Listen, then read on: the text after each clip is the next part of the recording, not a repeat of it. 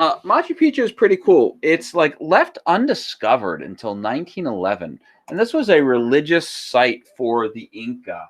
The Sapa Inca would often go to Machu Picchu to go for a like religious retreats and things like that. And wow, this guitar, I've never put it on this stand, and it is like the neck is too wide for it. It's kind of a hard guitar to play. It's a beautiful guitar. I love how it sounds, given to me by my father, but it's a bear. Anyways, Machu Picchu, it doesn't get discovered by the Spanish conquistadors and then gets covered over with jungle. And so it's until recent times. But I mean, it's an amazing site. Like, look at this road going up there. Imagine having to go across our zigging and zagging to get up the mountain there. But when you're there, you get to the glorious peaks and see true beauty of the Andes Mountains. And one of my favorite actually parts is just showing you this picture right here. This is how they did their terrace farming.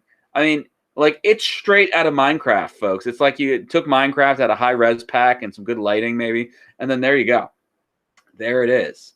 So it's a pretty amazing site how they carved into the mountain to be able to go and get these beautiful terraces so that they could do their farming. There are baths, running water. I mean, it's pretty cool. Like I said, you don't have to write anything here. This is more just for your edification and enlightenment. Here's just a picture of the top of the ruins. It is a super duper popular tourist destination. No, not Pikachu. See, I have my boom arm of my mic covering that, so I sometimes don't catch the chat box. Ooh, I can do like that, and then you'll see a little bit, but it's fine. But just the ruins there. It's a place that I really want to see. One of my friends have already been there, and I'm super jelly of him. Here's a look at the stonework, and this is pretty incredible here, how all of the stones fit together, because I need to remind you, my cherubs, these guys, they're using Stone Age technology here. You know, they knew about metal, but Eli wanted to make cool jewelry for himself with the metal, not like tools. So this is all done by stone and just sheer manpower and willpower. Pretty impressive. Now, this picture up here is a little low res, but you can get the point here. Look at this. This is an adult man. Look how gargantuan this single stone is. And it's on top of a mountain. So they had to get it up there. Like, look at these things. It's crazy. And they managed to do it. There's some people who theorize that, that these were actually built prior to the Inca taking over, that there was an earlier civilization that did it. I don't know. So often people try to discredit what ancient medieval people do, try to discredit what people can achieve. And I just think this is one of the things that the Inca did this amazing work here. And we should give them credit for their awesomeness and glory. And it's just so cool how they all fit together. I love it. Love it. But imagine how many thousands of pounds it's got to be. It's heavy. So now we get to where I had intended on us starting today, because I had stopped it a little bit early yesterday. The Spanish conquest of the Inca. And I mean, just like with the Aztecs, first off, we have to look at the superior technology that the Spanish were able to deploy against them. I mean, I know some right now person is like, Mr. Kenny, horses aren't technology. But it was a military advantage that they had. Which we're going to talk more about when we watch our video tomorrow and Friday. They're going to have guns, cannons. They have metal helmets and armor, steel swords, lances. I mean, these are strong, powerful, for their time, modern weapons. They're not going to be able to go and compete with these things, particularly because this is what the Inca have. Sticks, clubs, wooden spears, and arrows. They had llamas. And now, as much as Rajveer thinks he's going to gloriously ride into battle on his war llama, it didn't happen. People didn't ride llamas to battle. Llamas actually didn't do a lot for the Inca. I mean, it gave them the wool, and, you know, Nora might have a llama burger, but it's not like the horse that provides mobility and work and all of these things. But just also, like we talked about with the Aztecs, the Inca, they weren't loved by the people they conquered. Remember, the first thing they did when they came into Amanda's village is they moved everybody around so they couldn't rebel.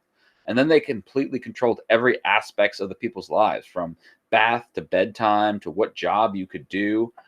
So people were happy to aid the Spanish in defeating the Inca. Little did they know, though, that the Spanish weren't going to do a lot of good for those native peoples in the beginning. And of course, the biggest thing, though, that struck the Inca before even the armies met them was the sickness and disease brought by Europeans.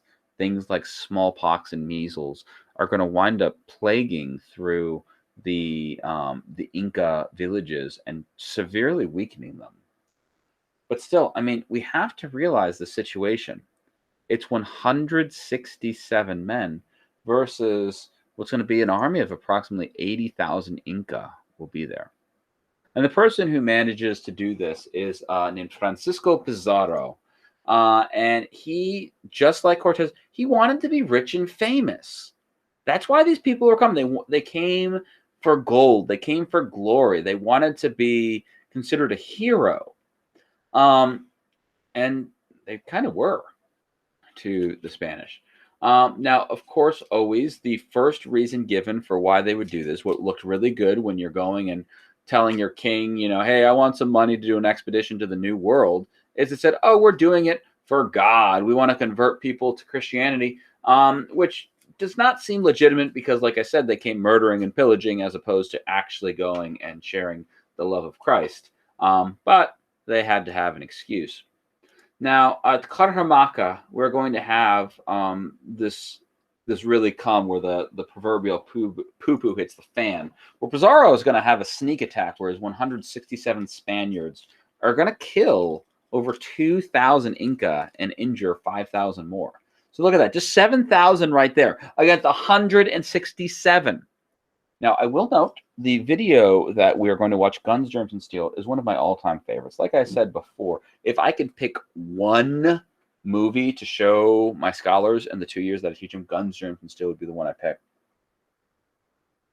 It's extremely well done. It has reenactments, and the ideas are going to be fascinating. And I don't want to spoil how exactly Pizarro will do that because we're going to be watching this the next 2 days.